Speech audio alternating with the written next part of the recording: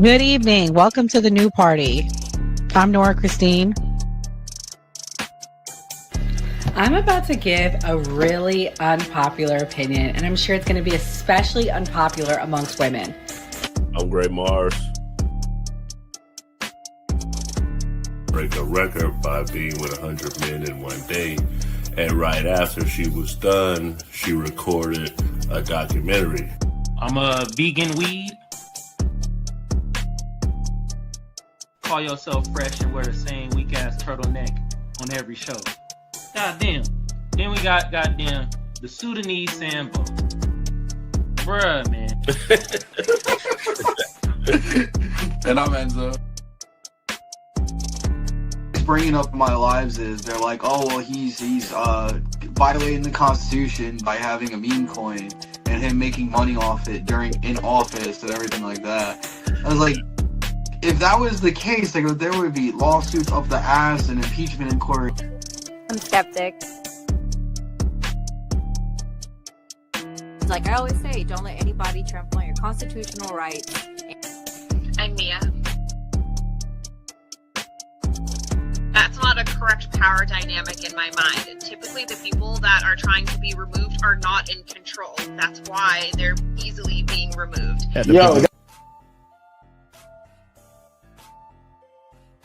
The government, states, they start putting these RICO acts on Diddy, all of these guys, and try to put it on these ongoing criminal organizations. I ain't never seen the government put a RICO act on the KKK. Switch happened. Come on, man. You gotta acknowledge this. This is the problem that I have with elders like you, because you fail to acknowledge that this stuff has happened. If we sit there and be old school, we gonna miss the boat. You know, a lot of this kids 19 years old buying houses with Bitcoin, buying Maserati. Wow.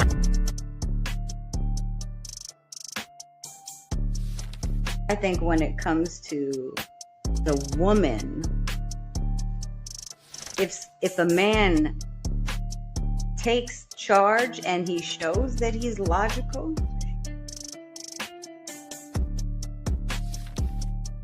same people. That's number two. That's all theater. This is WWF.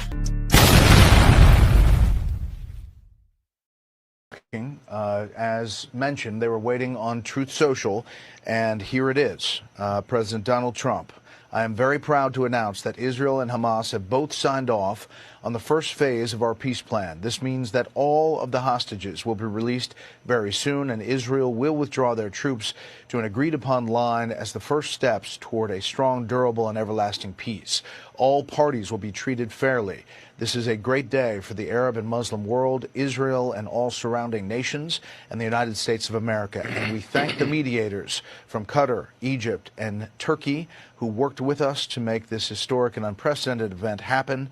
Blessed are the peacemakers. Again, Donald J. Trump, President of the United States, out on Truth Social as we were talking there. Disclaimer. The views and opinions expressed on this panel show are those of the individual speakers and do not necessarily reflect the views or positions of this channel, its affiliates, sponsors, or production team. This content is intended for informational and entertainment purposes only. Viewer discretion is advised. We encourage respectful dialogue and critical thinking around the topics discussed. Described him as one of the most dangerous men on the face of the earth.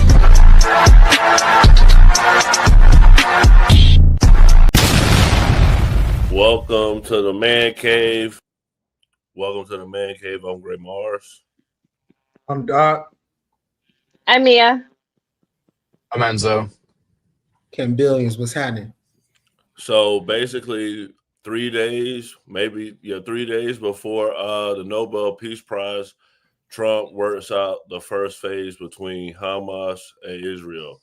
Israel, is he going to win the Nobel Peace Prize? He absolutely should at this point. By getting this conflict finally ended, and then the 7 other conflicts that he helped negotiate terms on, and 2 of them, I'm pretty sure they were going on for at least 20 to 30 years alone. right there should warrant a Nobel Peace Prize. I mean, didn't Obama get a Nobel Peace Prize? But I don't remember exactly what he got a Nobel Peace Prize for. So give it to the man at this point. He deserves it. He's stopping all these wars, trying to actually bring peace amongst everybody instead of starting new wars. Mia, is this legit or is this just politics?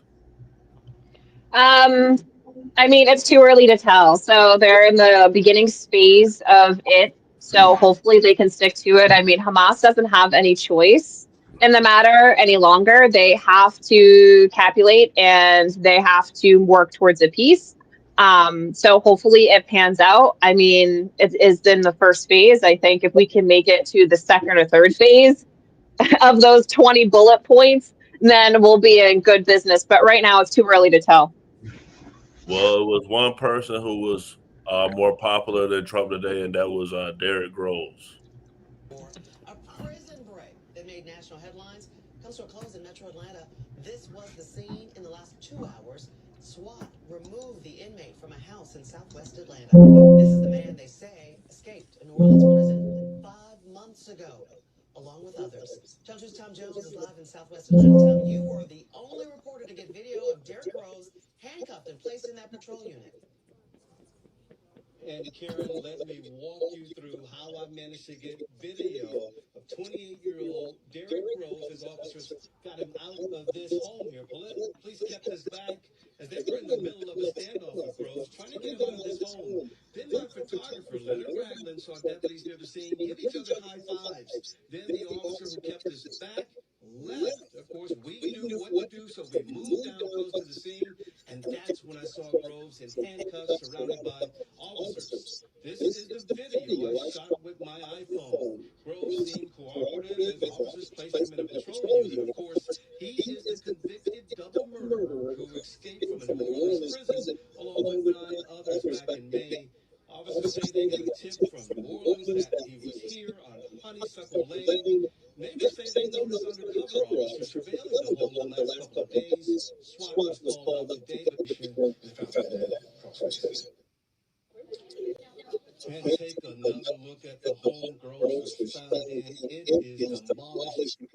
So it seems like that video has some problems. Doc, this was your topic.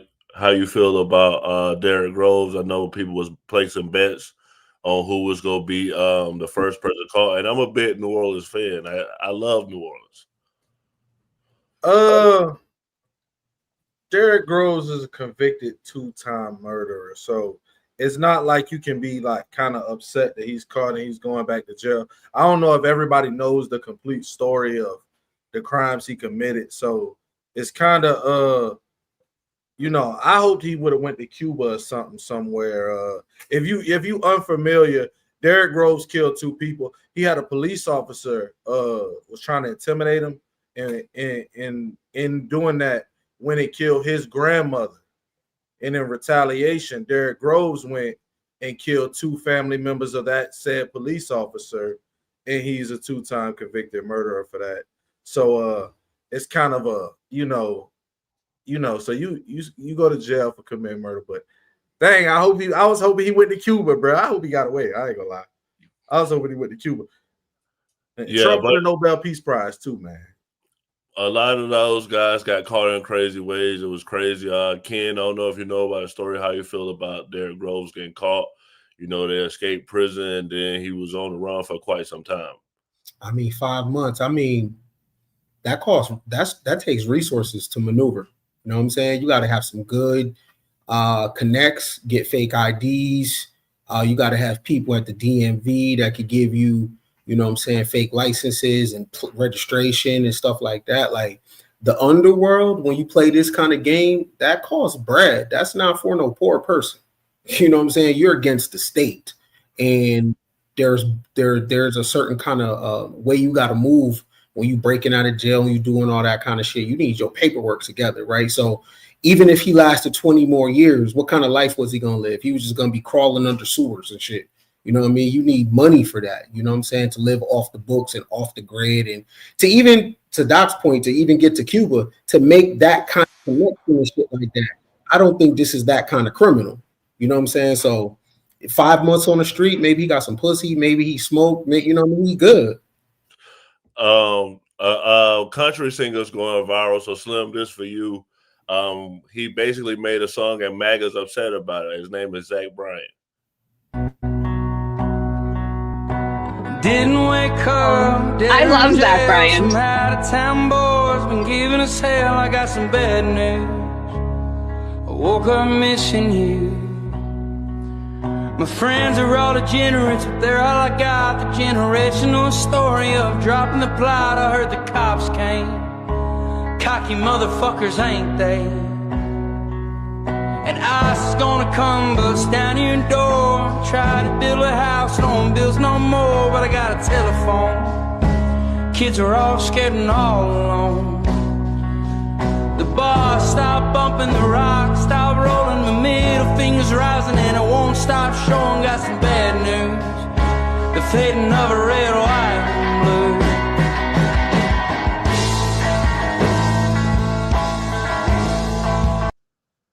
Slim, he said some pretty intense things. He said the middle finger's rising. He basically said F ice and that the red, white, and blue is falling. I'm not a big country music fan, but you're an artist like most country music people are on the right. How do you feel about a country music star making a song like this and offending so many MAGA people? You muted. I was gonna say it sounds good to me. I mean, I don't see offense in anything that he said. Actually, I mean, to Ken's point, he always mentions that, you know, we've been listening to hip hop, we've been hearing derogatory words all this time. Why is this so highlighted right now? Like, that don't mean nothing. You know what I'm saying? It's just music, and the whole freedom of speech thing is on a whole nother platform, man. It's like you can't say nothing no more. So I don't have no problem with the song, man. Let the Brody do his thing. Was it a bop, Slim? Would you, even if you don't listen to country, you thought that was all right? Would you listen to that? I wouldn't listen to it. That ain't my genre. That joint was all right, Slim. I ain't gonna front. That joint was all right. Nah, I'm not pulling it up on the playlist. My bad. I think you should stick to making terrible breakup songs. No, I love Zach Bryan. I never did. I've seen him in concert. I love that. Well, I love country, but I like folksy country. So think your Zach Bryan, your Oliver Anthony, your Red Clay Strays. I like folk music more than anything. And Tyler Childers. You know, I don't like the broke, stupid pop country. I like the folk country that's saying a message. Well, they're attacking him now, talking about that he put his hands on his girlfriend before, all because of him going against the right. But I guess, you know, you got to fall in line. But we're basically here to talk about Pam Bondi. She went to Congress and they basically grilled her. But this is Trump being asked about pardoning Ghislaine Maxwell. Today, Mr. President, Say it. The Supreme Court is back and said that they rejected today an appeal by Ghislaine Maxwell to overturn her conviction. That means her only chance of getting out of prison is a pardon from you. Is that something you're? Who are we talking about? Ghislaine Maxwell. You know, I haven't heard the name in so long. I can say this, that I'd have to take a look at it. I would have to take a look. Did they reject that? She wanted to appeal her conviction. And what happened? They said that they were not going to hear her appeal. I see. Well, I'll take a look at it. I will speak to the DOJ. I wouldn't consider it or not consider it. I don't know anything about it. So, but I will speak to the DOJ. Why would she be a candidate for clemency, sir? I don't know. I mean, I'd have to speak to the DOJ. I'll look at it. I have a lot of people have asked me for pardons. I call him Puff Daddy has asked me for a pardon. But she was convicted of child sex trafficking. Yeah, I mean, I'm going to have to take a look at it. I have to ask DOJ. I didn't know they rejected it. I didn't know she was even asking for it, frankly. Doc, you always screaming free R. Kelly. Trump talking about how Diddy hit him up to get pardoned. So does Ghislaine Maxwell deserve one too? But I think for me the bigger thing is free R. Kelly, number one. I don't like that style of reporting being even allowed to the commander-in-chief of our country. Like, you know what I mean? Like, because it's almost like she was trying to coach him and goat him into saying something, you know, salacious so that she could have a story. He said, "Hey, I don't know much about it. I don't know. I would have to look into it." Say the DOJ, and it was like she was trying to lead him to say. And I don't like you making the president of America look like that, regardless of who it is. Like, because it's like you're trying to lead him down a path to cause dissension and cause some sort of incident.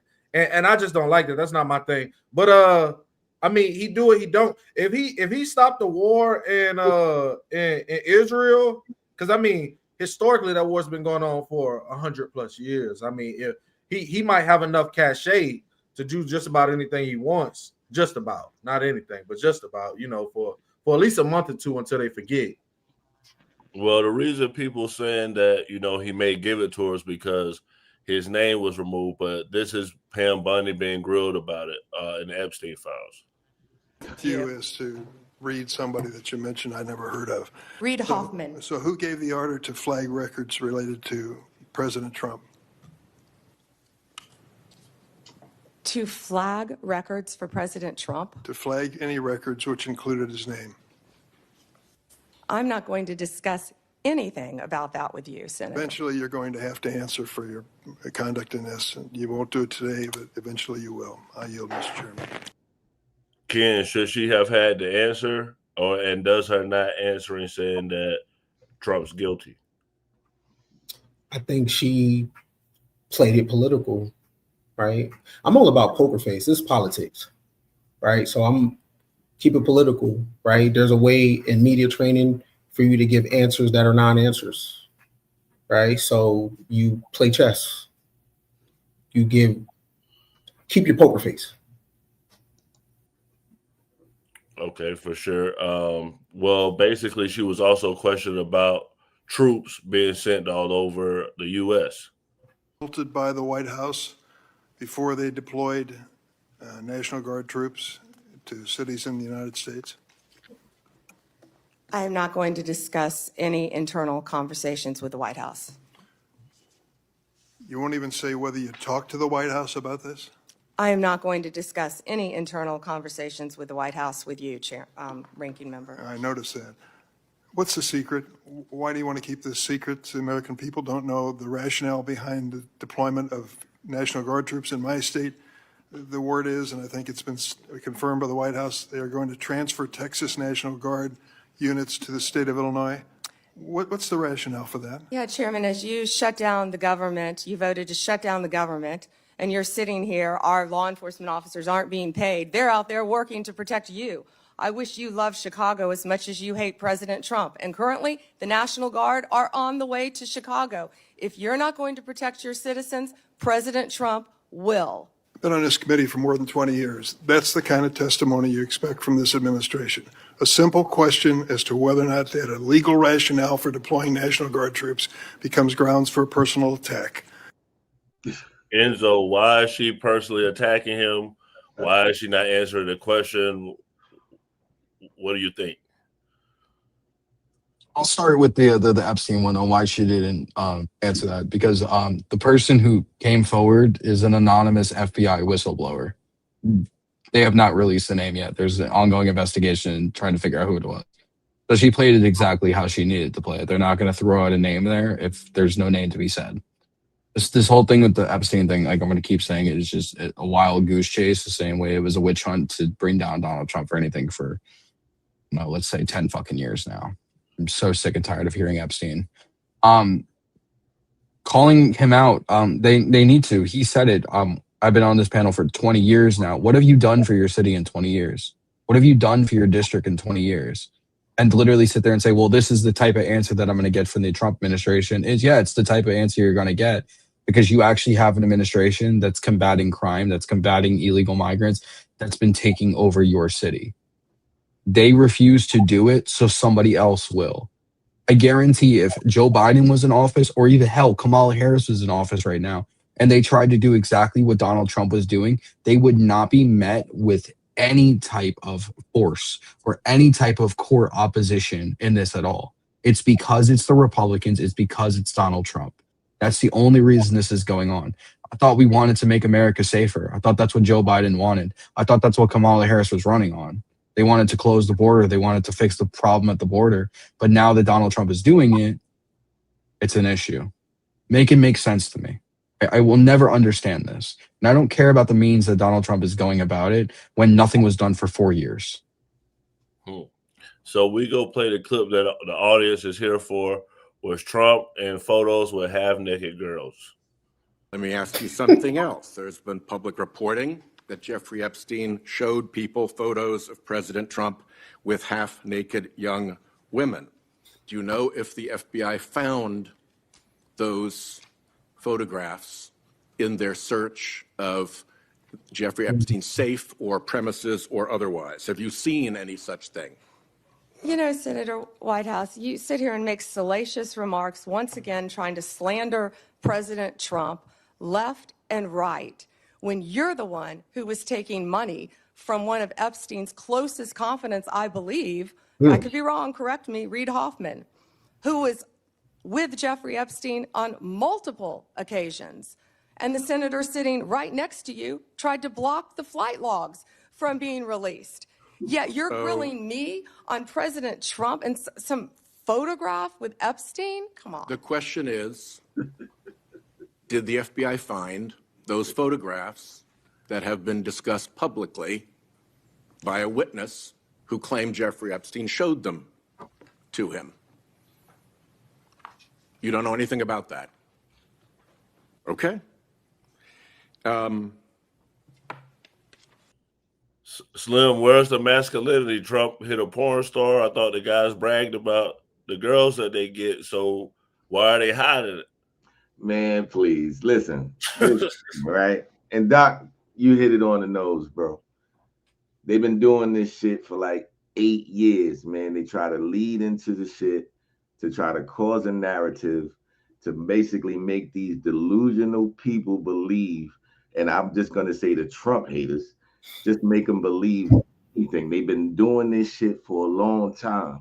And I'm so happy it's being exposed. So Doc, salute to you for even breaking it down like that, because this is what I've been seeing for the last 8+ years, bro. So when it goes back to what kind of answers they're going to receive, this is why you're going to receive these type of answers, because you guys take fucking clips and then you change it up and then you try to make the narrative what you guys wanted to believe because you hate one guy. That's pretty much all it is. Damn with the Epstein files. Nobel Peace Prize for Trump. 4 more fucking years. Let's get it, man. Me, I'm gonna play a clip with the notes because basically it just seemed like it was scripted of what she was doing. Oh, whoa. Wrong one. Is this it? Oh, I misnamed it, but I'll play one that she was basically attacking. What conversation did you have with Mr. Ballard? Senator Blumenthal, I cannot believe that you would accuse me of impropriety when you lied about your military service. I am you not lied. asking You you. admitted you I am lied not to be accusing elected you a of U.S. senator. impropriety. You I'm asking lied. you How about dare you? I'm a conversations career prosecutor. with Mr. Don't you Ballard, ever challenge my integrity. had I have apparently- abided by every ethics standard. Do not question my ability to be fair and impartial as Attorney General, and anything You'll with answer that my question to former another of my firm, colleagues. Ballard Partners. Thank you.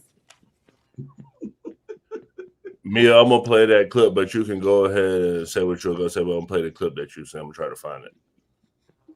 I mean, thou shalt not cast a stone without sin, man. I don't know. I mean, she's not wrong. I mean, everybody's sitting up, everybody on there are all dirty people. So, I mean, it's super hard to take people serious when they be no liars, they be no cheaters, they be taking money from pedophiles. I mean, it is kind of ironic to cast the stone when you yourself are without, you yourself are a sinner. So I understand why she's not answering the questions and why she's fighting back. It kind of is what it is. It's all political theater, but it is funny to me. I mean, they could have at least found one person that wasn't guilty of something to question her.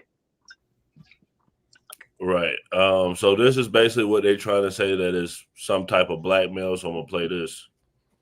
Secretary Howard Lutnick on October 1 gave an interview to the New York Post about Mr. Epstein.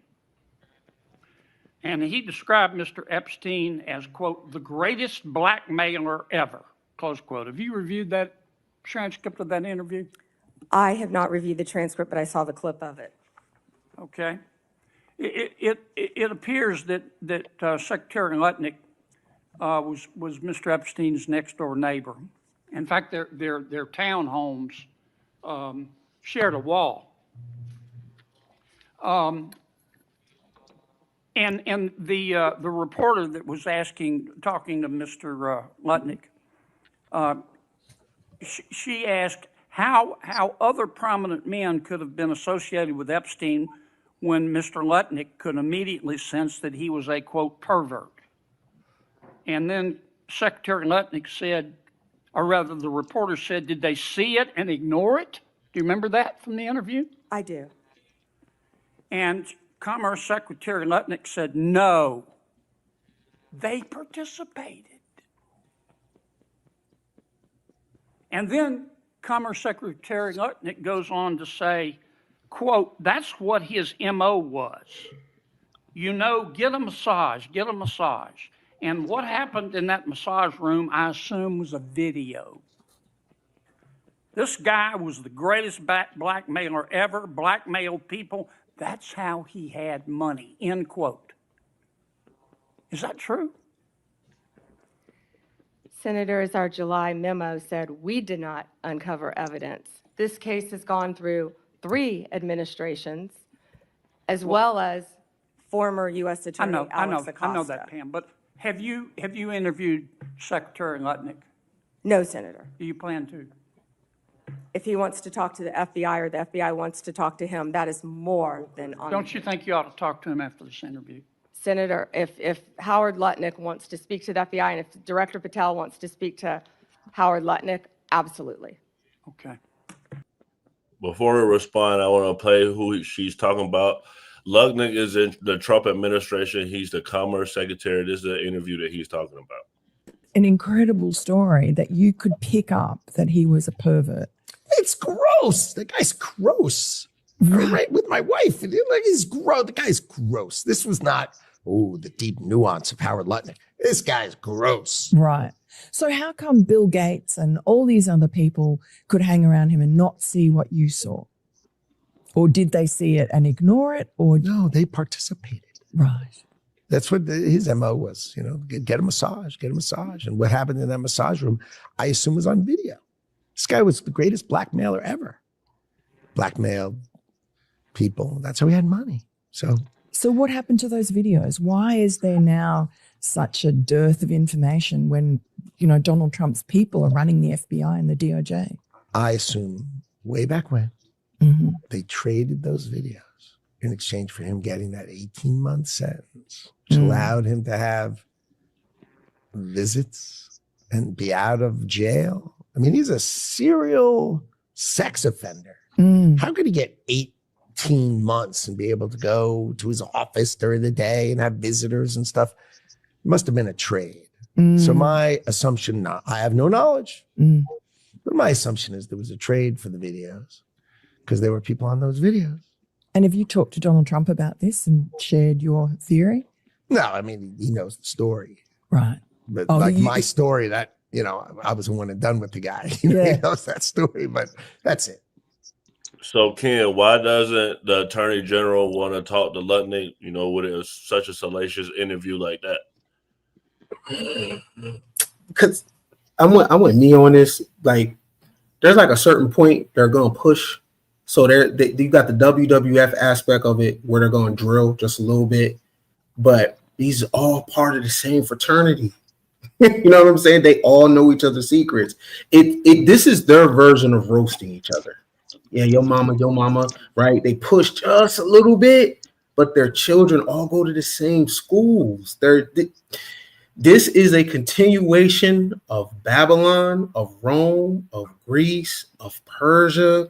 It's not different. but we think it's different because on the class strata of the bottom, we got our sides, and we're just hoping that just one of them ain't with the get down. Yo, these are all part of the same group of people, right? So there's no pushing going on, because if you push too far, then you got to put your shit on the table too. And to go back on what Ken say, he seems to like hold himself like of no accountability, as if to say, you know, all of these people knew, but he says it was so apparent. If he had some sort of job of representing us and representing the people, and he didn't say nothing, he don't feel like he was part of the problem. Like all of them are complicit. They call those other people complicit and say he knew so sternly, he could tell. He said it was so easy for him to see. He doesn't hold himself accountable as being part of that keeping that going on. Like he acts like he just isn't a part of it. He just didn't say anything. Not saying nothing is a part of the problem. For sure. I'm gonna play your clip about the notes, and then I'll have you respond. Remember yesterday when she gave that disastrous hearing before a Senate committee, and everybody was saying that it felt like she was giving a performance? Well, it turns out that she was. She was literally reading from a script. A Reuters photographer named Jonathan Erst noticed that Bondi flipped open her file during the Senate hearing, and he zoomed in, and inside he saw her notes about the senators. Basically, for each Democratic senator on the committee, she had scripted lines to attack them. Normally, the official being questioned would have notes that actually have facts and data and things that they could reference to answer their questions, but she was purely there for political theater. She was purely there to try to attack the Democrats, to try to smear the people who were trying to get answers. And so if you rotate this image so it's upright like this, you're able to see her notes about Senator Sheldon Whitehouse. She has a tweet here, and then she has her various lines that she wrote down that she could say when she's asked questions. For example, you claim to be a social justice warrior, but you're a member of, then it's covered over here. You rail against dark money, but you work with dark money groups. You are a total hypocrite. You talk about corruption, but you push for legislation that would. Here are her pre-scripted lines for if she's asked about firings at the DOJ, and here is her pre-scripted line if she's asked about Epstein. So what do you make of those notes, and what did you make of that hearing? Yeah, I mean, is it just political theater? Is any of this real? What's going on? I mean, it's always all political theater. It's all political theater. Nothing that any of these people say or do is real in any way, shape, or form. Everybody's putting on a performance. Everybody wants to look good. Midterms are coming. It's all theater. Am I surprised she has notes? No, not at all. I'm not surprised at all. She wouldn't be the first person to go to any sort of meeting and not have notes with them. I am surprised she allowed it to get caught on camera. That does surprise me a little bit, you know. However, I mean, it's all political theater at the end of the day. Well, we talk about immigration a lot, and the guy that's over immigration has actually been accused of taking a $50,000 bribe.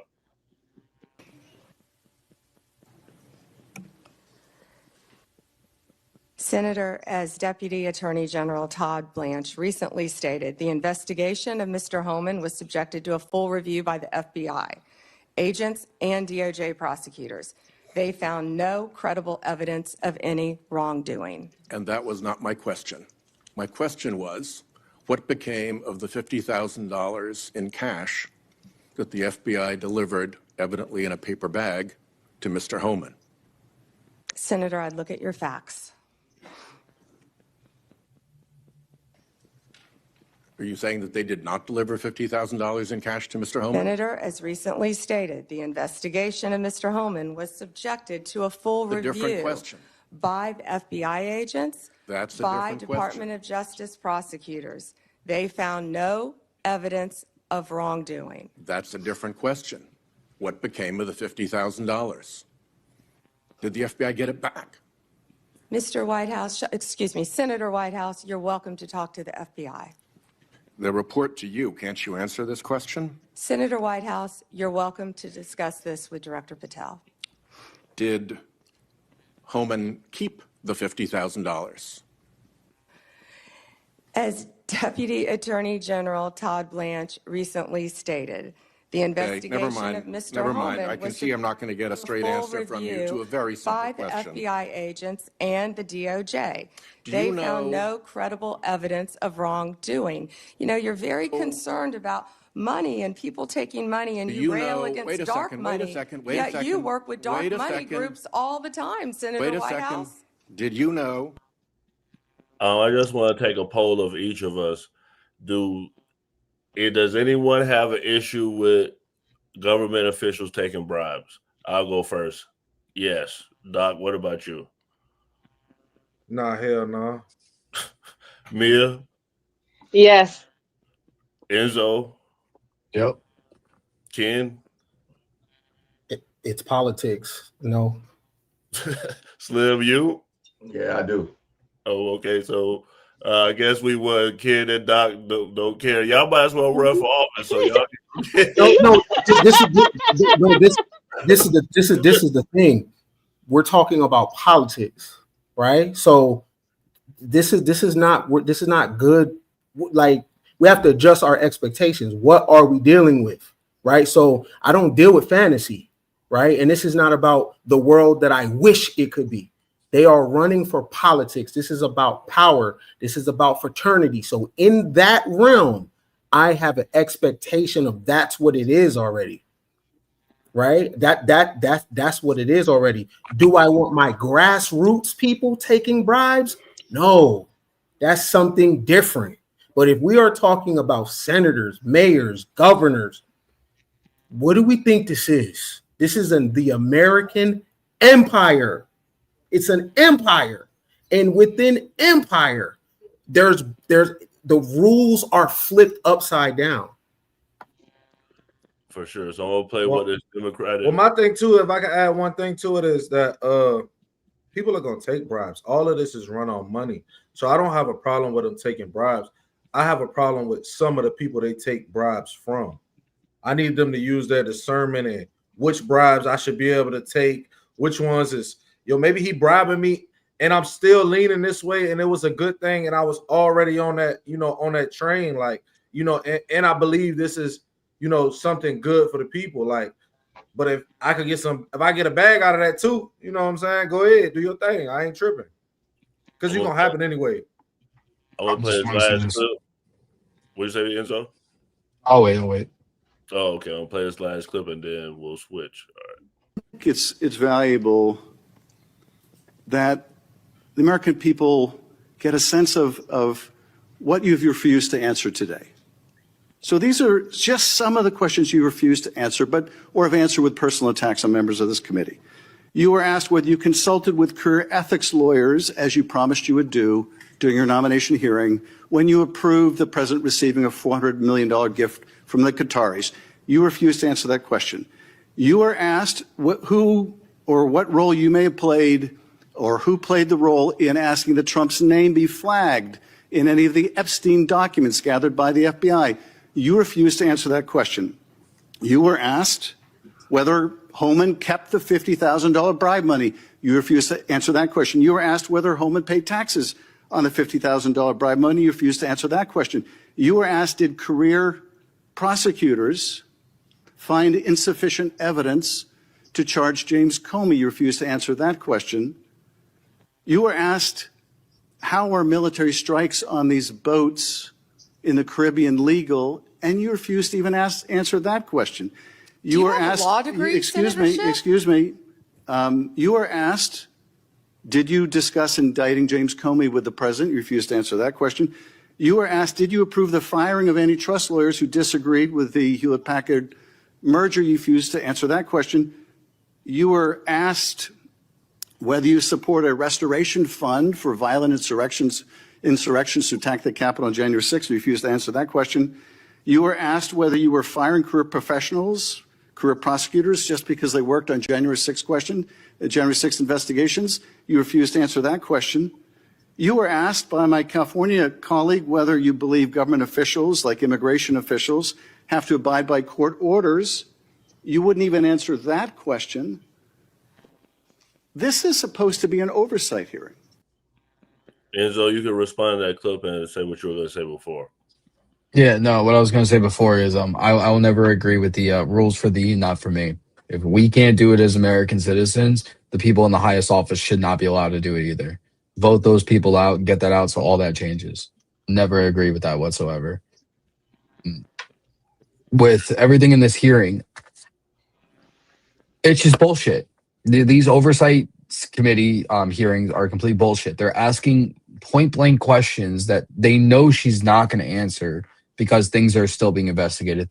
There's obviously classifications of some of this. They can't answer that on live TV. I mean, have a closed door session instead of just making a mockery of somebody. Most of them, like the James Comey one, that's an ongoing investigation. Of course, she's not going to answer that on national TV.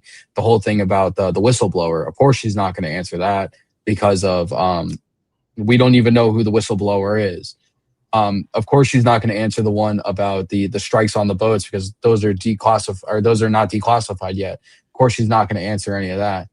Like, this is just stupid. Like, and these are our Congress members. This is what they would rather do. They would rather have these stupid oversight committees instead of doing their job as lawmakers.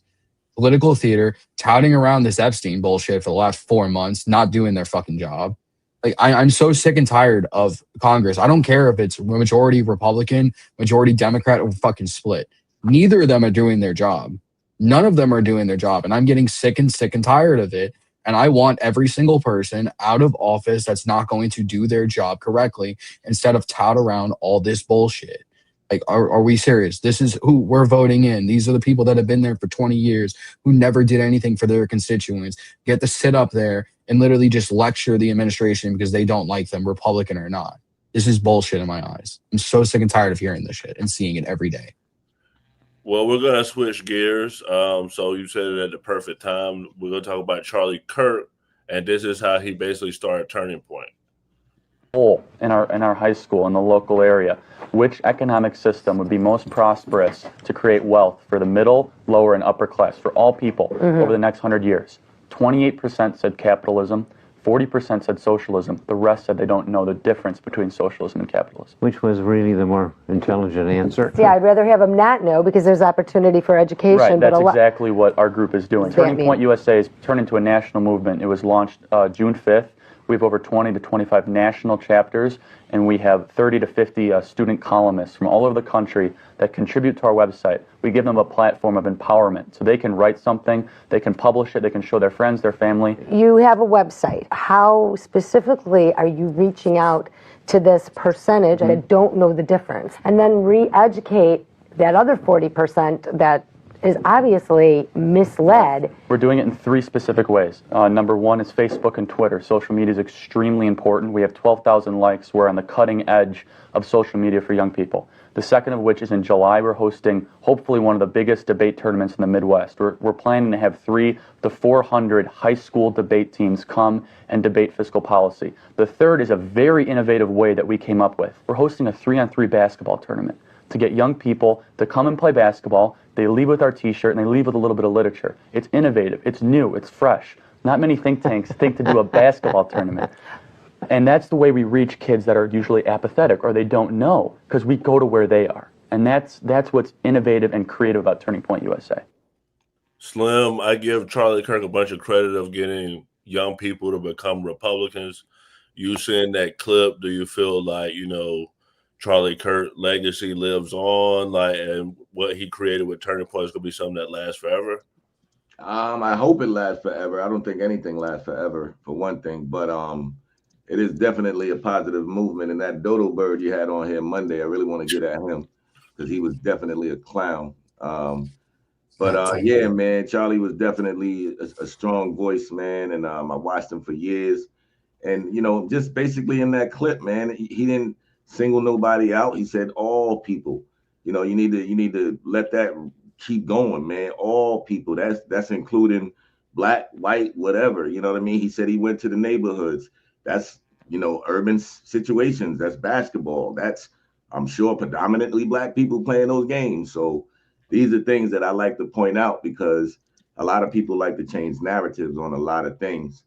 And back to this whole Epstein thing, I'm with Enzo on this, man. I'm tired of hearing it. You a dodo bird if you still thinking the Epstein files gonna change something. You a dodo bird if you ain't see the damn files that was released. And you a dodo bird because all you looking for is Donald Trump's name to be in the damn files.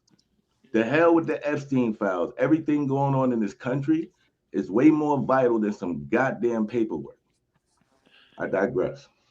Well, y'all serious about them Epstein files, but what's going on now is Charlie Kirk text, and Candace Owens is saying that Israel has something to do with him being deleted. This is what she had to say. Knew, and others knew, that Charlie was done with Israel bullying him, and I am now going to present you proof of what I am saying. This is an actual group chat, which happened 2 days before Charlie Kirk was assassinated. There were 9 people in total on this chat, including Charlie and Rob McCoy. I'm going to protect the names of the other 7 for now. To be clear, I might actually release a name every day this week, but I want to show you this because suffice it to say, Rob McCoy was on this text thread, and I think it helps contextualize him as a person, in my view, that he would attack me for telling the truth about the pressure that he was facing. Take a look. So Charlie writes in this group chat, just lost another huge Jewish donor, $2 million a year because we won't cancel Tucker. I'm thinking of inviting Candace. Somebody writes, ugh. Charlie writes, Jewish donors play into all of the stereotypes. I cannot and will not be bullied like this, leaving me no choice but to leave the pro-Israel cause. Then somebody writes, a donor writes, please do not invite Candace. That might feel good short term, but it's not good long term. In my opinion, like all groups, you're going to get a wide variety of opinions. That nasty free will thing that God bestowed on us makes life frustrating at times after the dust settles a bit, maybe. So again, this is 48 hours before Charlie Kirk was assassinated. He was very clear and he was very explicit, and he did not back down, not in that Hamptons meeting, which they're all lying about, nor in this text thread. I'm not going to reveal the names of the other 7. Actually, you know what? I disagree with myself 4 seconds ago. Let's just throw in Josh Hammer for funsies. He's on this chat, okay? Mia, you're the conspiracy theory expert. These text messages are real, and Candace is getting a lot of flack from the right, but people are saying that she's a great friend to Charlie. Do you feel like she's hurting Charlie or she's a great friend? I think she's a great friend. I'm going to be honest, out of everything that's happened since the day that Charlie Kirk was assassinated to just this moment, she has been the only person that has shown any sort of genuine concern, remorse, genuine emotion. She's the only one that has been like a dog with a bone trying to get to the truth, not his wife, not his supposed friends, not the Trump administration. She is the only one that has legitimately shown that she actually cared about him. Her concern for him is extremely genuine, and she's not going to stop until she gets the answers that she wants. And to be honest, I hope my friends go hard like that for me if there was any suspicion that somebody had unalived me on purpose. I'm sorry. I just hope someone does that for me. I mean, nobody in his family, nothing is even doing a fraction of what she is doing. So, I mean, I believe her. And Candace, for whether you like her, whether you don't like her, she's a pretty good investigative journalist. She's pretty good at it. She's not terrible at it. So, I mean, she seems to feel like she's on the right track, and I believe her. Well, this is her talking about Charlie Kirk being deleted. 3 people told me off record. 2 people who have this in a written communication from Charlie. One who is a Turning Point USA donor, and I would say very much one of the white knights in this. The very day before Charlie Kirk died, he expressed that he thought he was going to be killed. He told these people, I think they're going to kill me. Okay. He did not express that to me.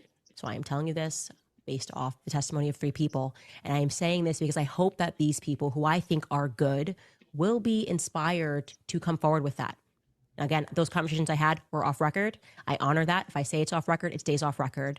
But I'm hoping that watching what I am doing and feeling the energy that is rising across the world for people who want to know what the heck happened on 9/10, that, they will be brave and they will say, yeah, Charlie did the day before he died think that he was going to be killed, and maybe tell us, who is they? Well, for once and for all, who is they? Who is the they that he thought were going to kill him?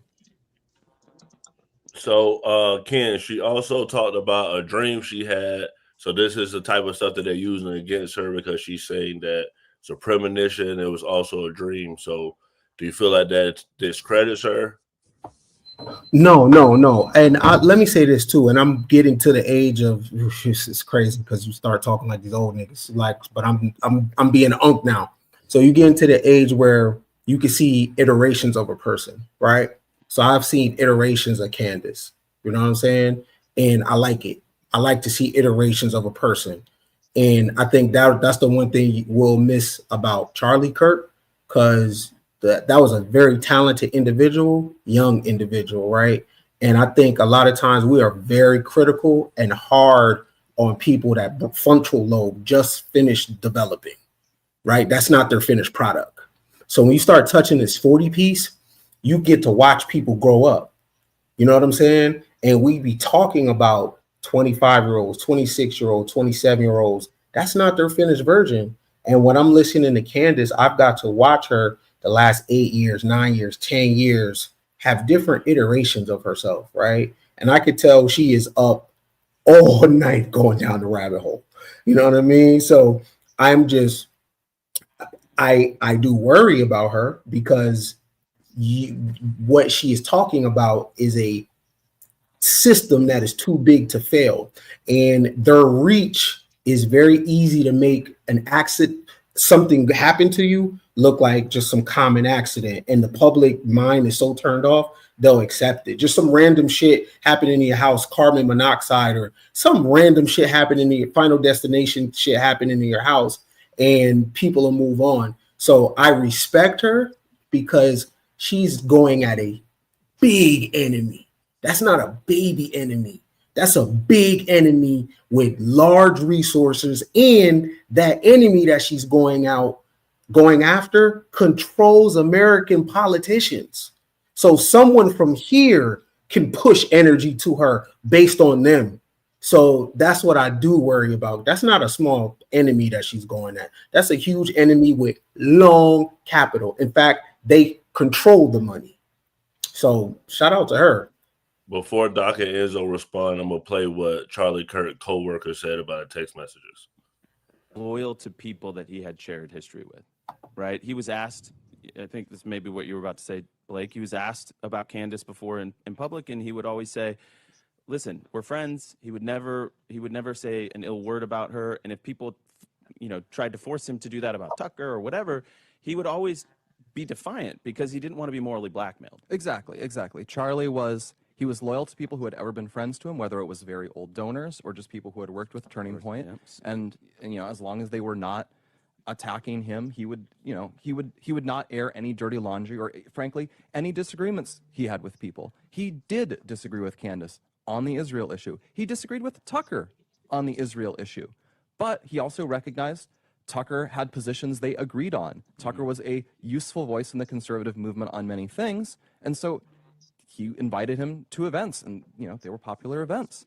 And so he would react. Sometimes people would just say, yeah, don't invite him, or we're going to, cut off some large donation. And that would make him angry. He would say this, yeah, as you say, this is moral blackmail. And he's this Scottish guy. He's combative. His reaction to that is, the classic, screw me, no, screw you, that sort of thing. He had, and it's one of my favorite parts about Charlie is just how defiant and independent he was. Yeah, he was never going to could not be controlled by other people. You could not buy him. He was not bought and paid for. You could not control him with money. It just wasn't the way he was wired. He didn't actually care about money that much. And so what's going on here? What is going on here? You guys can look up what the text say. What is going on is Charlie, as I mentioned, he loved Israel. He cared about Israel. He cared about the Holy Land. And he was aware there was a surge of anti-Israel sentiment on the right.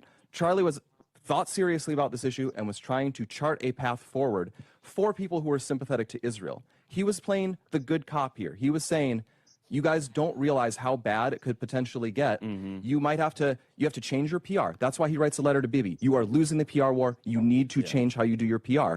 You need to change your messaging to the American right. You might need to change what you expect from us, that you're not going to be able to count on just, for example, unlimited military aid from America. That's just not going to be tenable going forward. So maybe it has to be a more passive relationship. Maybe you need to give more support towards America. Some more support towards America and, for example, opposing Islamic migration into America. That's one thing he thought we could ally on. And he was trying to do all of this because he cared about the relationship and wanted to chart a way forward on it. And he would feel angry and upset when people would react to this by blowing up and suggesting he was an anti-Semite or a hater. He would get angry about that because he knew it was untrue. And then he would sometimes vent about this. Yeah. He would vent about this to people who understood that, who were pro-Israel people who shared his view on that issue. Well, exactly. And just why I, didn't share this publicly was because this was a private message between Charlie and some people, some Jews and non-Jews, where he was, frustrated. He was frustrated. And that would have felt like a betrayal to my friend because he never said anything like that publicly in like a show, right? He said things with Meghan that were very, like we just played them.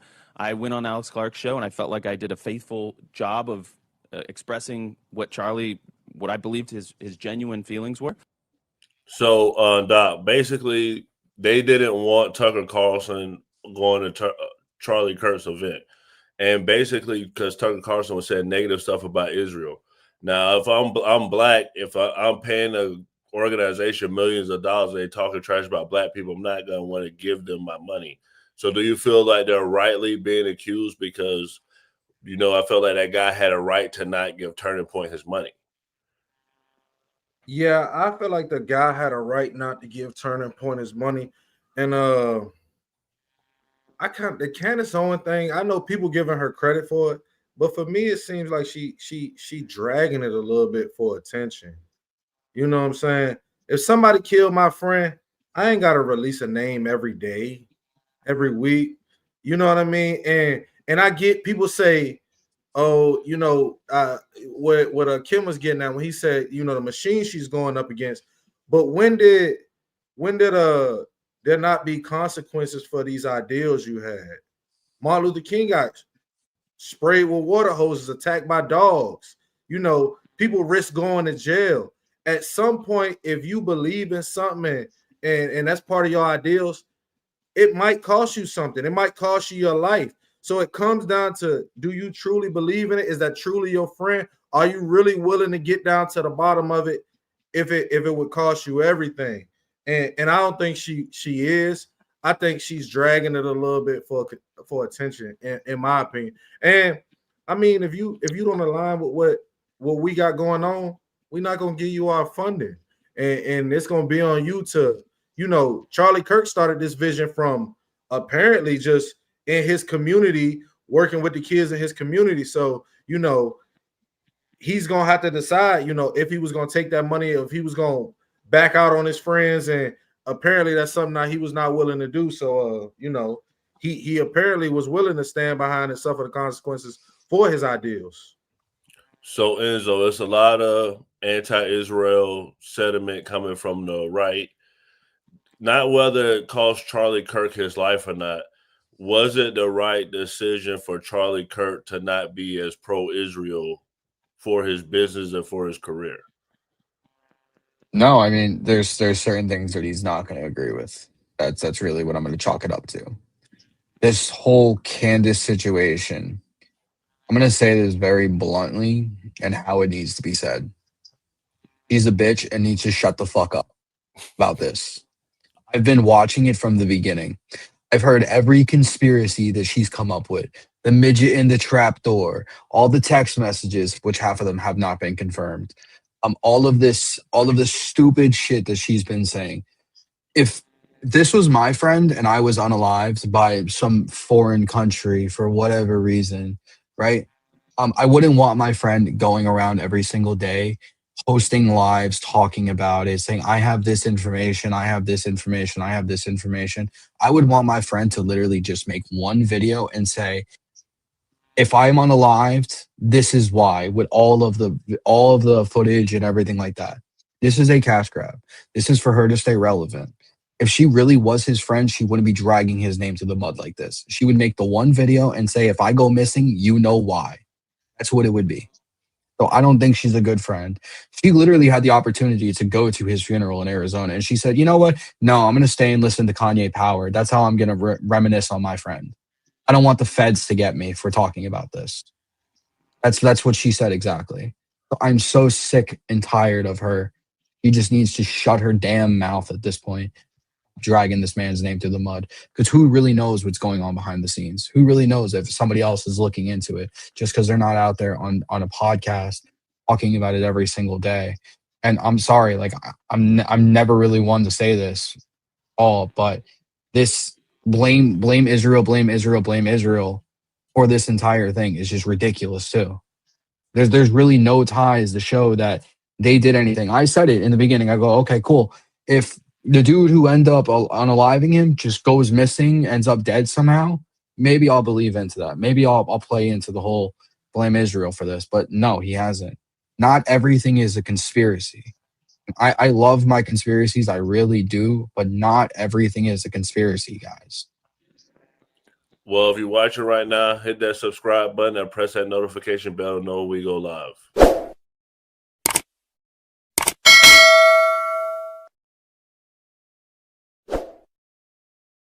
Great show, guys. Doc, what's your final thoughts? My final thoughts, great episode. Bro should have got to Cuba, man. They caught him out there in the A. He should have got to Cuba and got up out of here. And I think one of the biggest things at the end is that your ideals at some point may cost you something. When the rubber meets the road, are you willing to suffer the consequences for what you believe in the same way you're willing to profit off of the things that you believe in? I think there's a lot of people willing to profit off of things they believe in that aren't willing to take the downsides and the downturns of those things. And that's just a staple of America, I guess, now these days. But everybody have a good night. Enzo, what's your final thoughts? My final thoughts were this was a good episode, like always. Really thing I'll only touch on is the political theater about this Epstein shit. Y'all need to find a new talking point. You literally run it into the mud. You guys don't care about the victims. Guys don't care about anything. You guys don't care about the people who actually did anything, because if you did, you'd have the same energy for the names that we have out there. Once you guys start having the same energy for those people, then we'll start talking. I can care less about any of you that tout around, release the files, release the files, release the files, until we see some hands in cuffs for the ones who actually did something. For sure. Ken, what's your final thoughts? Yeah, my final thoughts is, my heart goes out to people that have a genuine belief in the society and, a fantasy about it being better and being more than what it is, and integrity and equality and all that. I would just encourage you to peel back the layers of ancient civilizations, because American civilization, the British civilization, is just a continuation of shit that was going on 5,000 years ago. And if you really get your investigative hat on, you'll see that there's bloodlines that have ran the last 2,000, 3,000 years, right? They'll give a little bit of power. They fund both wars. And I just feel sorry for the people at the bottom that need to believe in something, and you get caught up in this shit because you're a good person and you would like the government to be good. But the government is based on priesthoods. The government is based on occultism. The government is based on sacred geometry. All the shit that they tell you is demonic. That's the government, and their gods are not your gods. You know what I'm saying? So the gods that they tell you are bad, that's what they use. That's what they go off of. This is the Truman Show.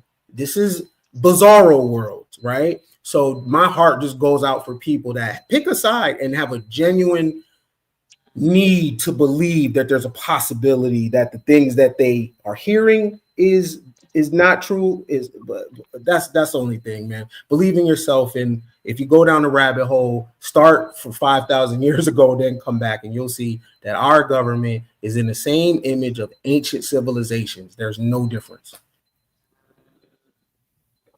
Mia, what's your final thoughts? My final thoughts tonight are this marks the 3-month anniversary of Camp Mystic in Texas, the 27 little girls that unfortunately lost their lives in a flash flood. And I think we should dedicate this a moment of silence for them. I hope their families are healing, and I hope those little girls are at peace. You want a moment of silence? Yes, please. Mia, thank you for your final thoughts. Slim, what's your final thoughts? Oh man, great show, guys. I'm gonna be with Ken on the Candace Owens thing. I've been watching Candace for a long time. She's grown, but she's definitely distraught. She's hurt. And again, you know, that's her friend, man. And I think that's what she's fighting for. And I've been watching, you know, ever since this happened. And she did say something that really, really made me think. She said the only two people that's going to make her stop doing what she's doing is Erica Kurt or her husband. And none of them has said anything yet. So I know that there's something more to this. Again, the conspiracy things, I'm with you, E, on that. But again, that was her friend. And she looks at it like, if it wasn't for Charlie, there wouldn't be no Candace Owens. So that's real powerful. So with that being said, man, good show, Man Cave. For sure. We do this every Monday through Thursday at 8 p.m. Eastern time. Great show, everybody. I'm glad that we was able to get breaking news. If people didn't know, Trump just started the first phase of the peace deal. The hostages are supposed to be released, so we'll keep bringing y'all great content. We'll keep bringing y'all great guests. We actually have a guest next week who's on Jubilee, so she'll be on Monday. I don't know what Nora will be talking about, but be back here at 8 p.m. Eastern tomorrow. Man Cave. Have a good night.